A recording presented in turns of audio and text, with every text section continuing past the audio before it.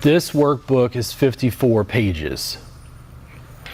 I was like, when I wrote it, I said, just give them a basic sequence to get started. Prone, supine. That's what therapists are familiar with. You could easily adapt it to a table. I did this workbook, and then it was like, oh my God, like this is great, you know, because you had a printed workbook, right? It was like, wow. It's in color. Then it was like, this isn't, not to denigrate your class, but like this isn't anything. Like this is just to get started. This is just like, here are some center lines and here's how we use our legs and feet. And then the therapists were like, we want table tie. And I'm like, I don't, I'm like, okay, I'm gonna cover one time. And here's what I did. I wrote a workbook that was 3 times as long as this. And I covered table tie. And table tie is a weird Frankenstein, because really what a table tie is it's the stuff you can do on a table, like stitched together. Then we made a DVD set for that. And then I went back to the mat, which is where I wanted, and I really found my voice in phase 1. No one reads these workbooks, by the way. This one's 54 pages. Oh, that's good. It's very Phase 1 is 220 pages. Phase 2, which is just sideline, where for 252 pages, I go start at the feet, work all the way to the top of the head for 252 pages, and then at the end, I go, now I flip them over and repeat it again. The challenge was, it gave me more space to give like the foundational biomechanics of Thai massage and how to approach it in a Western market. It was very, very, I mean, in retrospect, kind of controversial, because it was like, this Western thing, like, is it okay to change it? And I go, I'm a white guy who grew up in Baton Rouge, Louisiana, an hour upriver from New Orleans. Boudin, gumbo, jazz, funk, blues, the Mardi Gras Indians is part of my culture. And I burn in the sun real easy. Me too. That sounds great. Yeah, it happens now. But it's like, how do you like give Thai massage to a Western audience? Sure. And I was like, okay, Robert, just do your thing. Just give them the foundational structure and just continue to adapt and change. Then it was like how students learn and how they process information. I needed supplement materials. I needed multiple vantage points on the same work. And then when we get to the conversation about business, I have tons of conversations to the point of making other people like, dude, would you stop? Like, would you just take a day off?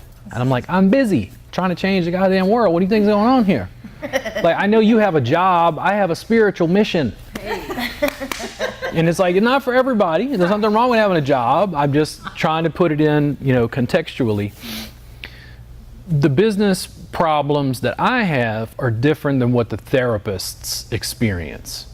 And over time, as I continue to ascend, as like business grows, I have like brand problems. Beth is a wonderful student in our subscription service, and she started a group recently. Beth, if you see this, Beth Robinson, if you see this, you can tell people about your group. She wants to kind of, it sounds like coaching. She wants to do like business coaching for massage therapists. And she posted this thing about this company called Squeeze. And she was like, I don't like this. Are you a subscriber? Yeah. Oh, okay. Yeah. She was like, I don't like this. And I'm like, why? I think Squeeze is a great brand name. And then I don't know anything about the company, but like other therapists were giving their opinion, and she's like, these therapists don't know what to call their businesses, and this and that. And I'm like, Squeeze as a company isn't selling to massage therapists, selling to the public. A massage therapist might think Squeeze is somehow denigrating to their sacred tradition of doing massage and the sort of healing work they want to do. It's like Squeeze, all right, you know. But like, what does the public think? Because the public is the one that buys. I have a dual or multifaceted thing, because I got to deal with clients, which increasingly I don't, because I took my online scheduler down. That tells you anything about my business? I just went, I didn't even put up a waiting list, which I want to do eventually, but I was like, I can't do this anymore. I got to back off.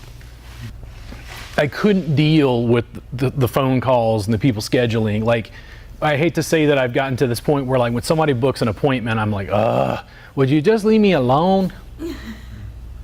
But it's because I'm busy enough teaching and writing workbooks and DVDs and materials and things that like my business has changed. And I have to go back to the ground floor and like help you guys build businesses that support you and your healing process and what you guys are actually trying to create. I'm also not inordinately attached to you doing just what I do. I mean, I like that.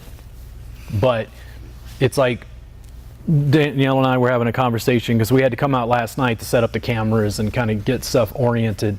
And people think, I think based on the conversation we were having, that I only want massage therapists to work just for themselves, to be completely solo and entrepreneurial. And I go, no.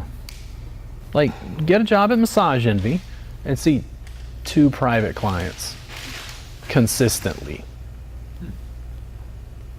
And then see 3 private clients and 4 private clients and 6 private clients. And eventually what you're going to do is come to me and go, I'm making so much more money. I'm like, you're doing half as much work, working on a mat, getting paid 3 times as much, and it don't look as good as it did before, does it?